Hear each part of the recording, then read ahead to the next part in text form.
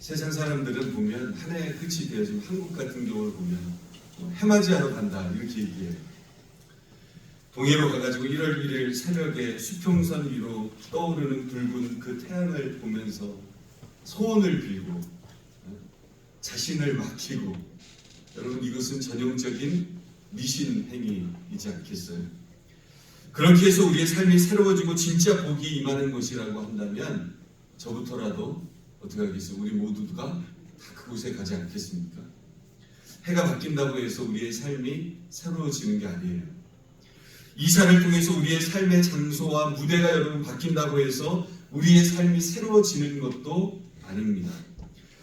그러면 어떻게 하면 우리의 삶이 새로워질 수 있을까? 어떻게 하면 변화와 여호와의 복이 있는 2024년도가 되어질 수 있을까? 새해가 되어질 수 있을까? 그 답을 오늘 본문에 나오는 이 야곱의 약복 강가에서 있었던 한 사건을 통해서 우리는 그 은혜를 만나볼 수 있습니다. 먼저 오늘 본문에 나오는 사건을 이해하기 위해서는 지난날 야곱의 삶을 간단히 정리해 보는 것이 좋습니다. 여러분, 야곱은 이삭의 몇째 아들로 태어나죠? 둘째 아들로 태어납니다. 이삭의 첫째 아들이 누구예요? 에서이고 둘째 아들은 야곱입니다. 그래서 우리가 에서와 야곱이다 이렇게 얘기하죠. 근데 야곱은 장자의 축복권을, 여러분 야곱은 동생인 이 야곱은 항상 그 축복권을 탐내고 있었어요. 그래서 그 장자의 축복권을 얻어내기 위해서 어머니 리브가와 어떻게 합니까? 짜고 쳐요. 짜고, 그리고 아버지와 형을 속이죠. 아버지가 시력이 나빠져서 앞을 잘 보지 못하는 약점을 이용해서 형이 없을 때 자기가 에서인 것처럼 꾸며서 장자의 축복을 여러분 받아내지 않습니까? 그 사기극은 오래 갑니까? 그 사기극은 오래 가지 못합니다. 형 에서가 집에 돌아와서 뒤늦게 그 사실을 알게 되자 집안이 어떻게 돼요? 기분 좋겠어요? 나쁘겠어요? 자기가 축복권을 가지고 있는데 장자들이, 그런데 그 축복권을 빼앗은 거예요. 기분이 나쁜 거예요. 좋아할 형이 여러분 어디에 있겠어요? 형 에서가 분노해서 동생을, 이 야곱을 죽이려고 했고, 야곱은 그 길로 여러분 어머니의 도움을 받아서 외삼촌 라반의 집으로 도망을 가죠. 야곱은 외삼촌 라반의 집에서 생각했던 것보다 훨씬 더 많은 세월을 보냈어요. 무려 20여 년을 머물면서 그곳에서 결혼해서 많은 자녀들을 낳게 되고 재산도 늘어나서 20년 만에 이제 드디어 고향으로 돌아오게 되어집니다. 그 집으로 돌아오는 길에 일어난 사건이 오늘 본문 말씀에 나오는 약복 강가의 사건이 기록이 되어져 있어요. 여러분이 이 상황을 제대로 이해하기 위해서는 야곱의 입장에서 이 상황을 좀 이해해보고 생각해 보아야 합니다. 20년간의 타향살이를 통해서 이제 제법 세상적으로도 성공해서 집으로 돌아가는데, 세상적으로 여러분 다 잘 갖추었어도 그 야곱의 마음이 어떠할까 여러분 생각해 보세요. 여러분 좋았겠습니까? 그 야곱의 마음은 마냥 좋지는 않았을 거예요. 형 에서 때문이죠. 부모님의 소식도 궁금하고 보고 싶고, 근데 여러분 제일 마음에 걸리는 것이 있었으니까 그것이 바로 형 에서의 모습이었어요. 20여 년 전에 자신을 죽이려고 했던 이 형이 20년 동안 그 화가 다 풀렸을까? 지금도 화가 풀리지 않아서 혹시 나를 만나면 나를 또 죽이려고 하지는 않을까? 이것이 여러분 제일 큰 고민이었고 걱정거리가 되었다라고 하는 거죠. 그래서 야곱은 종들을 형에게 먼저 보내서 그 형의 상황과 분위기를 살펴보고자 종들을 여러분 먼저 보냅니다. 형 에서에게 갔다 온 종들이 야곱에게 여러분 좋은 보고를 합니까? 그렇지 않습니다. 충격적인 보고를 하죠. 창세기 32장 6절, 7절 말씀을 여러분 보십시오. 우리 6절 말씀 함께 읽어봅니다. 시작. 사자들이 야곱에게 돌아와 있는데 우리가 주인의 형 에서에게 있는즉 그가 400명을 거느리고 주인을 만나려고 오더이다. 그리고 7절에 보면 그 소식을 들은 야곱은 어때요? 심히 두렵고 답답하다고 성경에는 기록되어져 있어요. 동생 야곱이 20년 만에 돌아온다는 소식을 형 에서가 들은 거예요. 그리고 여러분 몇 명을 끌고 온다고요? 400명을 거느로 이끌고 와요. 여러분 동생을 만나는데 400명을 데리고 온다는 의미가 여러분 뭐겠어요? 한번 상상해 보십시오. 400명을 왜 데리고 와요? 싸우러 나오지 않고서는 그렇게 올 이유가 여러분 없지 않겠습니까? 그래서 성경은 그때 야곱의 심령을 여러분 표현을 하는데 심히 두렵고 여러분 답답했다 이렇게 얘기해요. 20년이라는 세월이 여러분 형제 간의 갈등, 세월이 지나도 여러분 갈등은 해결된다 안 된다? 해결이 안 된다는 거예요. 세월이 지나도. 이렇게 삶의 큰 위기를 만나면 성도는 위기와 문제 앞에서 여러분 어떻게 반응을 해야 됩니까? 위기와 문제 앞에서 여러분 위기와 문제를 만나면 기도해야 되잖아요. 하나님의 도움을 구해야 맞지 않습니까? 그런데 안타깝게도 야곱은 그런 믿음이 없는 것 같아요. 그래서 야곱이 그 위기와 문제 앞에서 취했던 행동이 무엇인가? 자신의 일행과 소유를 두 팀으로 딱 나누어서 일정한 거리를 두고 여러분 보낸 거예요. 일정한 거리를 두고 두 팀으로 나눠서. 그래서 만약 형 에서가 앞서간 1팀을 치면 2팀은 그 모습을 보고 어떻게 해요? 도망 나오고 빠져나오는 작전을 짠 거예요. 야곱 같죠? 다시 말해서 형에게 반만 당하지 내가 전체는 당하지 않겠다. 이런 나름의 계획이 있었다는 거예요. 지극히 인간적인 방법이에요. 지극히 야곱 같은 모습이에요. 이런 인간적인 방법은 우리의 염려와 두려움에서 여러분 자유를 주지 않습니다.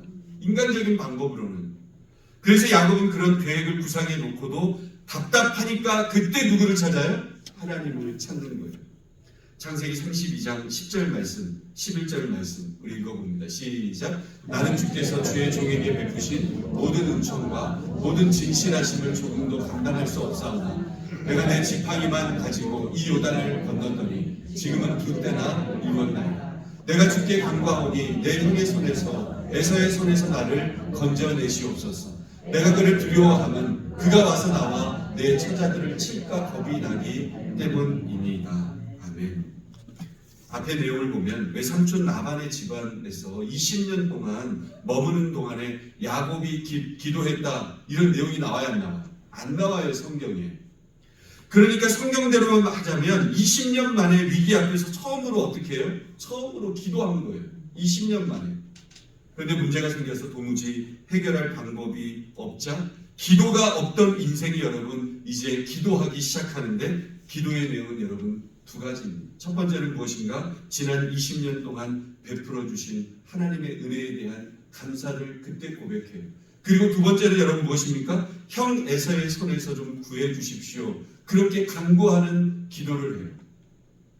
우리가 야곱의 기도를 보면서 씁쓸함을 지울 수 없는 모습은 여러분 무엇 때문인지 아십니까? 그것은 바로 기도의 타이밍이에요. 기도의 타이밍. 사실 지금 하고 있는 이 야곱의 감사와 기도는 여러분 어때야 돼요? 더 이전에 나왔어야 돼요. 더 빨리 나왔어야 돼요. 문제와 위기 앞에서 세상적인 방법을 쓰고 여러분 그때도 해결이 되지 않으니까 최후의 카드를 뭐를 꺼내요? 그때 기도를 꺼내면 돼야 안 돼요? 안 되는 거예요. 야곱이 제대로 된 믿음을 가지고 있었다면 외삼촌 라반의 집을 떠날 때 그때 여러분 어떻게 해야 돼요? 20년 동안 하나님께서 우리 가족을 이렇게 풍성하게 해주셨고 인도해 주셨구나. 미리 여러분 감사해야 되지 않겠습니까? 신실하게 지켜주셨다. 이 한 해도 여러분 보세요. 여러 가지 일들이 있었지만 하나님 앞에 감사로 믿음으로 나아가는 거예요. 그러니까 우리가 2024년도를 어떻게 해야 돼요? 송구 영신 예배로 시작을 해야 되는 거예요. 미리 감사하는 거예요. 아, 하나님께서 도와주셨다. 또 형 에서가 400명을 거느리고 온다는 소식을 들었을 때 여러분 뭐 해야 돼요? 제일 먼저 여러분 기도해야 되지 않겠습니까? 1팀, 2팀 나누어가지고 작전을 짜가지고 그 이전에 여러분 뭐 해야 돼요? 하나님 앞에 기도해야 되지 않겠어요? 그런데 야곱에게 하나님은 항상 우선순위에서 뒤로 밀렸습니다. 이것저것 다 해보다가 안 되면 그때 뭐예요? 그때 하나님 앞에 기도하는 거예요. 우선순위가 한참 밀리는 거예요.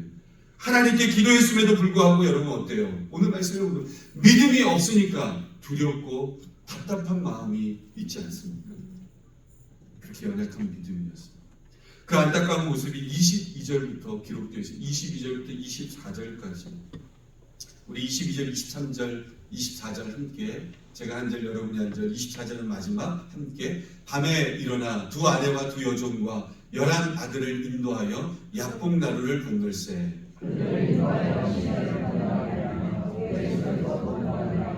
야곱은 홀로 남았더니 어떤 사람이 날이 새도록 야곱과 씨름하다가.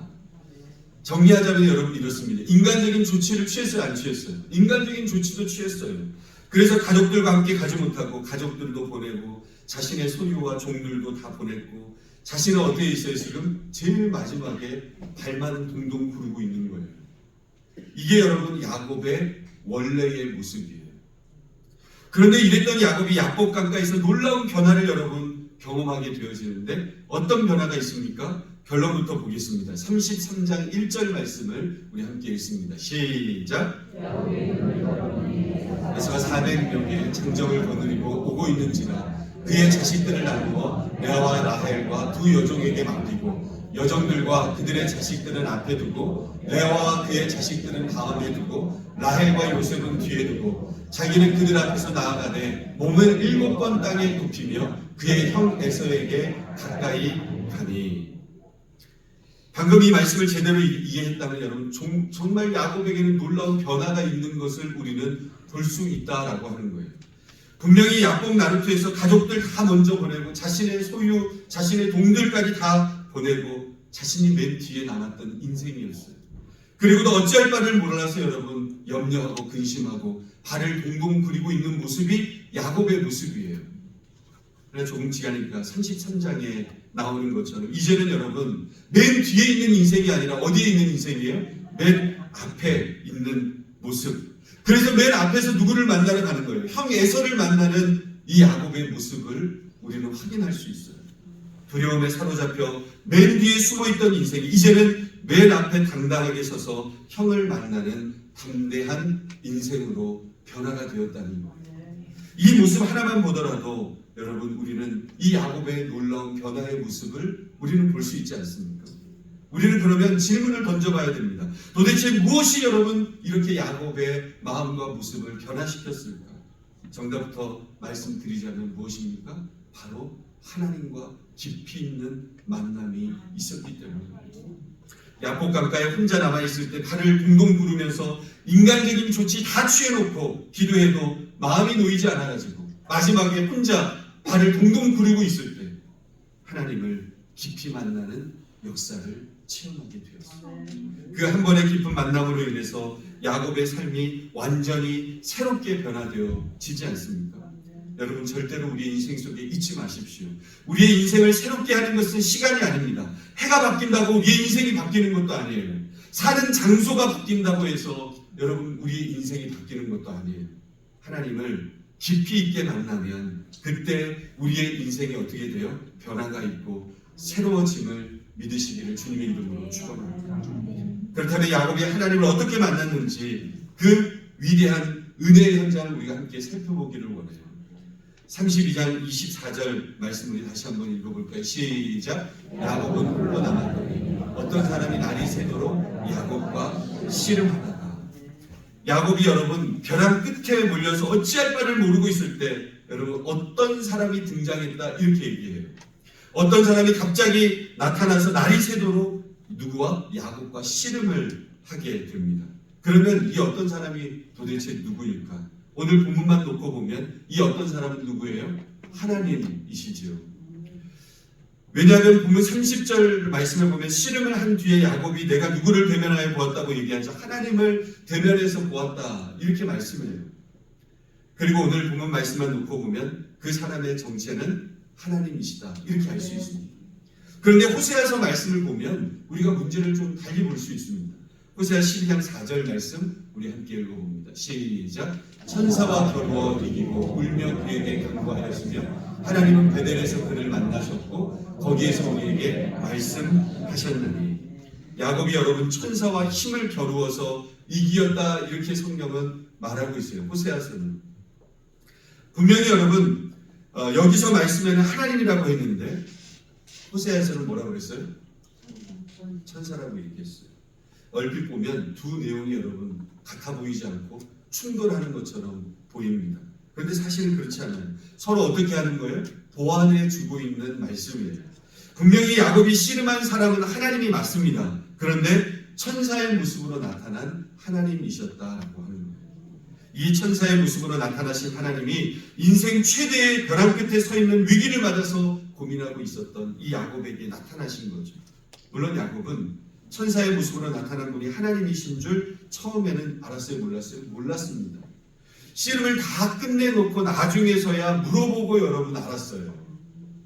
형 문제로 엄청나게 고민하고 있는데 갑자기 누군가가 나타나가지고 밤새도록 뭐 하자는 거예요? 씨름을 하고 있는 거예요. 그렇다면 여러분 우리가 또 질문할 수 있지 않겠습니까? 왜 하나님께서는 야곱에게 찾아오셔서 씨름을 거셨을까? 여기서 씨름은 뭘 의미하는 것입니까? 보통 야곱이 천사와 씨름했던 여러분 씨름을 뭐라고 얘기하죠? 대부분 기도의 씨름이다 이렇게 이야기를 합니다. 그렇게 많이 언급하는데 하나님께서 먼저 야곱을 찾으셨기 때문에 야곱이 하나님을 먼저 찾은 게 아니라 하나님이 일방적으로 누구를 만나러 오신 거예요? 야곱을 찾아오셨기 때문에 그렇게 시작된 싸움이기 때문에 여러분 기도로 보기에는 어렵다는 거예요. 지금 야곱 입장에서는 누군지도 몰라요. 그렇지 않습니까? 그리고 씨름을 하는데 기도라는 것은 여러분 기도의 대상이 분명히 있어야 되지 않겠어요? 누군지도 모르고 어떻게 기도할 수 있겠어요? 그래서 사실 야곱이 하는 씨름은 기도라고 보기에는 어렵다. 그러면 여러분 무엇일까? 그러면 왜 하나님께서 야곱을 찾아와서 씨름을 하셨습니까? 여러분 이것은 회개를 촉구하는 하나님의 강권적인 역사와 그것에 대한 야곱의 저항이다 이렇게 볼 수 있습니다. 한번 여러분 생각해 보세요. 하나님께서 야곱에게 찾아오시는 것은 야곱이 잘하고 있어서 찾아오셨나요? 못하고 있어서 찾아오셨나요? 못하고 있어서 찾아오셨어요. 지금 뭔가를 잘못하고 있으니까 하나님께서 강권적으로 역사하셔서 야곱의 잘못된 모습, 행동, 생각, 마음 이것을 강권적으로 일깨워 주시고 회개를 주시기 위하시는데 문제는 야곱이 여러분 빨리 아멘을 했어요? 안 했어요? 야곱이 빨리 아멘을 하지 않고 씨름을 하는 거예요. 밤이 새도록 항복하지 않고 여러분 버틴 거예요. 이것이 여러분 씨름의 내용이라는 거예요. 오늘날 신앙생활을 하면서 살아가는 우리에게도 여러분 이런 씨름이 있습니까? 없습니까? 이런 씨름이 분명히 있지 않습니까? 하나님께서 말씀을 통해서 우리에게 계속해서 말씀에 찔림을 주시고 회개를 촉구하실 때 우리가 여러분 바짝 엎드려서 하나님 아멘입니다. 내가 잘못했습니다. 이러면 되는데 그렇지 않고 여러분 우리는 어떻게 해요? 모른 척해요. 모른 척하고 여러분 버틸 때가 분명히 있지 않습니까? 분명히 하나님이 말씀을 통해서 내게 찔림을 주시고 너 그렇게 살면 안 된다고 계속해서 말씀하시는데 여러분 내 욕심을 내려놓기 싫으니까 내 생각을 내려놓기 싫으니까 여러분 하나님 앞에서 모른 척하고 버틸 때 있어요 없어요? 있지 않습니까? 그게 바로 씨름이라는 거. 하나님은 우리를 의의 자리로 인도하시려고 이끄시고 우리는 내 욕심을 여러분 이루기 위해서 버티고 있는 것. 그게 씨름이라는 거죠. 문제는 야곱이 하나님께 어때요? 쉽게 항복합니까? 야곱이 쉽게 항복하지 않아요. 버텼어요. 끝까지 여러분 버텼어요. 그러니까 하나님은 어떻게 하십니까? 회초리를 드시는 거예요. 여러분 우리 자녀들도 옛날에 보면 끝까지 버티면 어떻게 해요? 회초리를 들어야 돼요. 절대로 자녀들은 손으로 때리면 안 돼요. 회초리. 미국에서는 쉽지 않지만 아무튼 하나님께서 최후의 카드를 드세요. 25절 말씀 우리 함께 읽어볼까요? 시작. 자기가 야곱을 이기지 못함을 보고 그가 야곱의 허벅지 관절을 치매 야곱의 허벅지 관절이 그 사람과 씨름할 때에 어긋났더라. 아멘. 여러분 육체를 쳐서 징계하시는 거예요. 버티고 버티니까 하나님께서 회초리를 드신 거예요. 정확히 말하자면 야곱의 허벅지 관절뼈를 부러뜨리셨어요. 근데 참 놀라운 것은 회초리를 맞으니까 야곱이 어때요? 정신을 차려요. 그러니까 아이들을 때려야 돼요? 안 때려야 돼요? 어린 아이들 때는 좀 때려야 돼요. 그리고 애들이 이제 생각이 좀 크면 중학교 때부터는 때리면 안 돼요. 저는 그렇게 생각해요. 저는 그렇게 애들을 키워왔어요. 미국에서는 조금 쉽지 않은 이야기일 수 있어요. 신고해가지고. 아무튼 자신의 잘못을 인정하고 회개했다는 게 26절 여러분 말씀을 보겠습니다. 26절 시작. 그가 이르되 날이 새려하니 나로 가게 하라. 야곱이 이르되 당신이 내게 축복하지 아니하면 가게 하지 아니하겠나이다. 아멘. 야곱의 기도 제목이 여러분 뭐예요? 당신이 내게 축복하지 않으시면 내가 당신을 가게 하지 않겠습니다. 이 말을 더 단순하게 여러분 풀자면 뭐예요? 나에게 영적인 복을 주시지 않으면 가실 수 없습니다. 이제는 간구하고 있어요. 우리는 방금 야곱의 기도를 보면 야곱의 기도 제목이 확연하게 변화된 것을 우리는 볼 수 있습니다. 앞서 하나님을 만나기 전에 야곱의 최고의 기도 제목은 여러분 딱 하나였습니다. 형 에서의 손에서 구해 주십시오. 이게 여러분 유일한 기도의 제목이었어요. 그런데 하나님을 만나고 나서 얻어 터지고 나서 여러분 기도 제목이 바뀌지 않습니까? 그때는 형 에서의 이음자도 안 나와요. 그렇지 않습니까? 에서 문제는 온데간데 없이 사라지고 이제는 오직 하나님만 바라보면서 하나님 나에게 복을 주십시오. 나에게 영적인 복을 주십시오. 은혜의 복을 주십시오. 이렇게 여러분 기도 제목이 바뀌지 않습니까? 지금까지 야곱에게 가장 크고 급하고 중요한 문제는 에서를 만나는 일이었어요. 에서와의 관계였어요. 그런데 하지만 하나님이 보시기에는 야곱에게 있어서 가장 크고 급하고 중요한 문제는 에서와의 만남이 아니라 하나님과의 만남이었던 것이죠. 에서와의 관계의 문제가 아니라 하나님과의 관계의 문제였어요. 그래서 하나님께서는 징계를 통해서 회초리를 통해서 야곱의 기도 제목을 바꾸신 것 아닙니까? 변하게 되기 전에 기도 제목을 바꾸고 회개하기 전에 야곱의 모습이 여러분 어때요? 꼭 저와 여러분의 모습 같지 않습니까? 우리의 삶 속에는 다 에서의 문제가 있어요. 에서의 문제. 그 에서의 문제가 어떤 사람에게는 물질의 문제가 될 수도 있고요. 어떤 사람에게는 건강의 문제가 될 수도 있고, 어떤 사람에게는 자녀의 문제가 될 수 있고, 직장의 문제가 될 수도 있고, 결혼의 문제가 될 수도 있을 것입니다. 종류는 다르지만 다 각자 급하고 중요한, 나를 두렵게 하고 나를 어렵게 하고 연약하게 만드는 에서의 문제가 다 있다는 거예요. 중요한 것은 우리의 삶의 우선순위는 대부분 하나님과의 만남이 아니라 우리의 삶의 우선순위가 여러분 다 어떻게 돼요? 에서의 문제 해결이 우리 삶의 우선순위가 되어질 때가 너무나도 많이 있다는 거예요. 여러분 항상 우리의 삶의 우선순위는 하나님을 만나는 것이 우선순위가 되어야 돼요. 여러분 에서 문제를 해결하는 것, 그 에서의 문제 때문에 하나님과의 만남은 우리의 삶의 우선순위에서 한참 여러분 뒤로 물러나 있다는 것. 이것이 여러분 하나님 보시기에는 가장 큰 문제의 모습이라는 것. 그래서 하나님께서는 징계를 통해서 오늘 야곱을 가르치시는 거예요. 너에게 있어서 정말 중요한 삶의 우선순위는 에서의 문제가 아니라 나와의 만남이라고, 나와의 관계라고. 지금 너가 구해야 될 복은 에서 문제의 해결이 아니라 하나님과의 만남. 그것을 너가 깨우쳐야 됩니다. 그래서 야곱이 하나님과의 그 깊은 만남을 통해서 드디어 깨달은 것이죠. 지금 나에게 가장 급하고 중요한 기도 제목은 에서 문제가 아니라 하나님과의 관계를 회복하는 것이고 하나님의 복을 받는 것임을 깨달은 거예요. 그래서 여러분 어때요? 기도의 제목이 바뀌었다는 거예요. 사랑하는 성도 여러분, 하나님의 자녀인 우리들에게 있어서 아버지 되신 하나님과 나와의 관계를 회복하는 일보다 더 중요한 일은 없습니다. 아멘이십니까? 하나님을 깊게 만나는 일보다 더 중요하고 급한 일이 없다는 거예요. 여러분, 약복강 체험을 하지 않더라도 오늘 말씀을 통해서 이미 하나님께서 오늘 이 시간 여러분들에게 말씀하고 계시는 거예요. 너의 삶에 있는 에서의 문제, 지금 이제 올해가 몇 시간 후면 끝나는데 올해도 해결되지 않는 그 에서의 문제 때문에 너의 모습 속에 답답해하지 말고, 그게 중요한 문제가 아니라 하나님과의 관계 회복이 중요하다. 하나님을 만나는 것이 중요하다. 이 시간 우리에게 말씀하시는 하나님의 음성인 줄로 믿습니다. 하나님께서 야곱에게 말씀하고 싶은 것이 이거예요. 그래서 너 형 에서를 만나는 일이 너의 미래와 너의 모든 생사를 다 좌우하는 것처럼 세상은 그렇게 보이게 만든다. 그렇지만 사실 그보다 더 중요한 것은 나와의 관계를 회복하고 회개하고 하나님의 복을 간구하는 것이다. 그러면 내가 어떻게 하신다는 거예요? 내가 너의 길을 책임져 주신다는 거예요. 이 말씀을 여러분 신약에서는 마태복음 6장 33절 말씀을 읽어볼까요? 시작. 그런즉 너희는 먼저 그의 나라와 그의 의를 구하라. 그리하면 이 모든 것을 너희에게 더하시리라.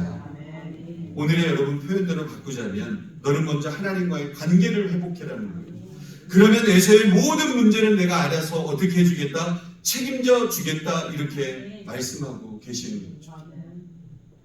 야곱의 깨달음과 믿음이 바뀌자 기도 제목이 바뀌고, 기도 제목이 바뀌자 하나님께서는 기다렸다는 듯이 영적인 복을 주시는데, 여러분 그것은 크게 세 가지의 복을 주십니다.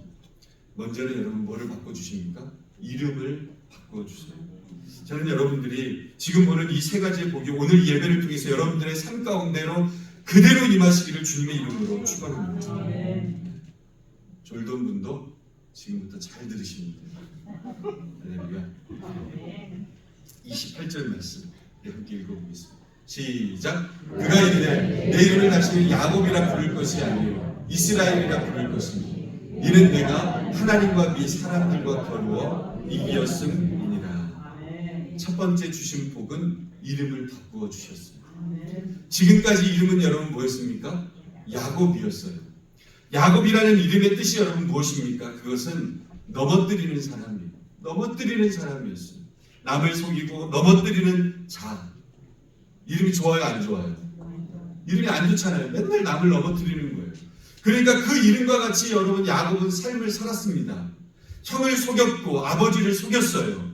그런데 하나님께서는 이제 그 이름을 여러분 바꾸어 주신다는 거예요. 그 이름이 여러분 뭐예요? 이스라엘로 바꾸어 주셨어요. 그 이스라엘의 여러분 뜻은 무엇입니까? 하나님과 겨루어서 이겼다. 아시다시피 하나님께서 이름을 바꾸어 주실 때는 그 이름이 여러분 촌스러워가지고 바꿔주셨겠어요? 하나님께서 이름을 바꿔주실 것은 단순한 계명이 아니에요. 그 이름과 같은 삶으로 앞으로 내가 너의 삶을 인도해 주시겠다. 이 뜻이 분명히 있지 않겠습니까? 야곱이 그동안 남들을 자꾸 속이는 인생을 살았다면 이제부터는 네가 진정한 승리자가 되는 그 승자의 길로 내가 너를 인도해 주겠다라고 하는 약속이었어요. 그리고 그 이후에 야곱의 삶을 보면 믿음 안에서 승리자의 모습으로 여러분 바뀌어지는 야곱의 인생을 여러분 우리가 볼 수 있지 않습니까? 두 번째로는 하나님께서 야곱에게 주신 복은 29절 말씀 우리 함께 읽어보겠습니다. 시작. 야곱이 청하여 이르되 당신의 이름을 알려주셔서 그 사람이 이르되 어찌하여 내 이름을 묻느냐 하고 거기서 야곱에게 축복한지라. 여러분 거기서 어떻게 하셨다고요? 축복하셨다는 거예요. 그 자리에서 하나님께서 주신 복을 누렸다는 거예요. 여러분 저는 이 놀라운 축복의 역사가 예배로 한 해를 매듭짓고 오늘 저녁에 송구 영신 예배로 새해를 맞이하는 자리에 계실 여러분 모두에게 이 축복의 역사가 임하시기를 주님의 이름으로 축원합니다. 마지막으로 주신 세 번째 복은 에서의 마음을 변화시켜서 여러분 둘이 화해하도록 도우셨다는 거예요. 33장 3절 4절 말씀 읽어볼까요? 시작. 자기는 그들 앞에서 나아가되 몸을 7번 땅에 굽히며 그의 형 에서에게 가까이 가니 에서가 달려와서 그를 맞이하여 안고 목을 어금 맞추고 그와 입 맞추고 서로 우니라. 서로 울었다는 거예요. 어금 맞추고 서로 울었다는 거예요. 여러분 사람의 생각으로는 절대로 풀리지 않을 것 같았던 에서의 문제였지만 이처럼 하나님께서 역사하시자 어떻게 했어요? 어금 맞추고 서로 울었다. 하나님께서 역사하시니까 20년의 그 아픔의 시간 속에서도 하나님께서 서로 회복하게 하시고 위로하게 하셨다. 그 말이죠. 여러분 절대로 잊지 마십시오. 우리의 삶을 새롭게 하는 것은 하나님과의 만남이에요. 가볍게 스치는 형식적인 만남이 아니라 주일 예배 한 번 나와서 이게 내가 조는 건지 예배를 드리는 건지 알 수 없는 그런 인생이 아니에요. 스쳐가는 그런 옅은 만남이 아니에요. 하나님과 여러분 어떻게 만나는 거예요? 정면으로 충돌하는 거예요. 하나님과의 만남은 그 정면 충돌이 여러분 야곱의 삶을 어떻게 했어요? 새롭게 변화시켰다는 거예요. 그리고 어떻게 하셨어요? 에서와 같은 그런 문제 앞에서도 하나님께서 해결하시고 푸시는 하나님의 역사가 나타났다는 거예요. 문제에 사로잡혀 두려움에 떨던 야곱은 놀라운 하나님의 만남을 여러분 약복강가에서 체험했습니다. 그래서 하나님을 대면해서 만난 그 놀라운 체험을 했던 장소를 야곱이 지칭하기를 뭐라고 그래요? 분이엘이다 이렇게 이야기해요. 30절 말씀 볼까요? 시작. 그러므로 야곱이 그곳 이름을 분이엘이라 하였으니 그가 이르기를 내가 하나님과 대면하여 보았으니 내 생명이 보존되었다 함이니라. 여러분, 이 말씀을 보면 너무 놀랍지 않습니까? 어제까지만 해도 야곱이 서 있던 그 장소는 여러분 어떤 장소였어요? 두려움의 장소였어요. 고난의 장소였습니다.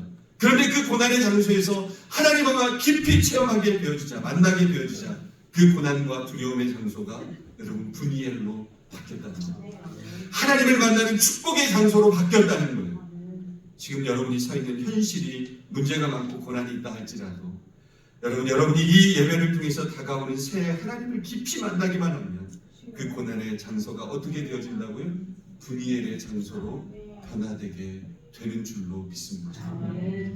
이제 31절 말씀을 읽고 마치도록 하겠는데 우리 함께 읽어볼까요? 시작. 그가 분이엘을 지날 때에 해가 돋았고 그의 화목다리로 말미암아 절었더라. 이 31절 말씀이 상징적으로 굉장히 중요한 말씀이라고 생각합니다. 여러분, 하나님을 분이엘에서 만나고 나니까 어떻게 돼요? 드디어 해가 떠올랐어요. 하나님을 만나고 나니까 해가 떠오르는 거예요. 어쩌면 그 타이밍에 하나님을 만나고 새롭게 변화되고 나니까 그 타이밍에 해가 새롭게 떠오르는 거예요. 이전에 야곱이 바라보았던 그 해의 모습, 세상적인 해의 모습이 온데간데없고 이제는 하나님을 만나고 나니까 그 해가 달리 보이는 거예요. 모든 관점이 여러분 달리 보이는 거예요. 하나님의 해가 뜨는 것 아니겠습니까? 우리 교회를 바라보면 변화의 모습들이 참 많아요. 이번 주 화요일에 새벽 예배를 마치고 맥도날드에서 우리가 새벽기도 용사들이 한 해의 은혜를 여러분 함께 나누지 않았습니까? 변화된 은혜도 있고 만남의 은혜도 있고 그 고백의 은혜, 한 해 동안에도 주님께서 주신 은혜들을 믿음으로 여러분 고백하셨습니다. 사랑하는 교회를 만나서 내가 너무너무 행복하다고 고백하셨어요. 내 자신이 조금씩 변화되고 주님을 닮아가려고 하는 그런 마음의 중심이 내 안에서 솟아나고 있습니다. 여러분, 그 고백을 듣고 있으면 목회자가 어떤 마음이겠어요? 목회자는 이런 마음인데 하나님은 어떤 마음이시겠어요? 하나님이 그 고백을 들으시고 얼마나 기뻐하시지 않겠습니까? 아, 내가 예수 그리스도 앞에 나아가고 있는데 새로운 해가 떠올랐습니다. 새로운 만남이 있었고 하나님의 그 은혜의 중심이 내 안에 가득 넘쳐났습니다. 너무나도 마음이 기쁘고 힘이 나더라고요. 우리 안에 이 마음을 품을 수 있고 함께 동행할 수 있다. 얼마나 기쁘고 감사한 모습인지. 세상은 여러분 한 해를 어떻게 보냅니까? 술자리로 보내고 파티로 보냅니다. 우리는 한 해의 감사와 은혜들을 기억하면서 주님께 감사하는 복된 시간을 맺어가시기를 소원합니다. 사랑하는 성도 여러분, 정말 한 해도 수고 많으셨어요. 부족한 자와 함께 또 동행하면서 하나님의 뜻을 이루기 위해서, 하나님 나라를 이루기 위해서 하나님 앞에 믿음으로 수고 많으셨어요. 그 은혜의 중심에는 여러분 무엇이 있었습니까? 바꿀 수 없는 하나님의 은혜가 있었어요. 그래서 제가 늘 좋아하는 고백 가운데 바울의 고백을 너무 좋아해요. 나의 나된 것은 하나님의 은혜로 되었습니다. 내가 다른 사도들보다 더 많이 수고했지만 내가 한 것이 아니고 하나님의 은혜로 되었습니다. 나의 나된 것은 하나님의 은혜로 되었습니다. 그러기에 내일의 내가 되는 것도 하나님의 은혜로 될 것을 믿습니다. 다가오는 새해에 내 삶의 최고의 우선순위가 여러분 하나님을 깊이 있게 만나게 해달라고 간구하셨으면 좋겠어요. 그것을 구하셔서 그 만남 가운데 삶이 새로워지는 저와 여러분의 삶이 다 되실 수 있기를 주님의 이름으로 축원합니다.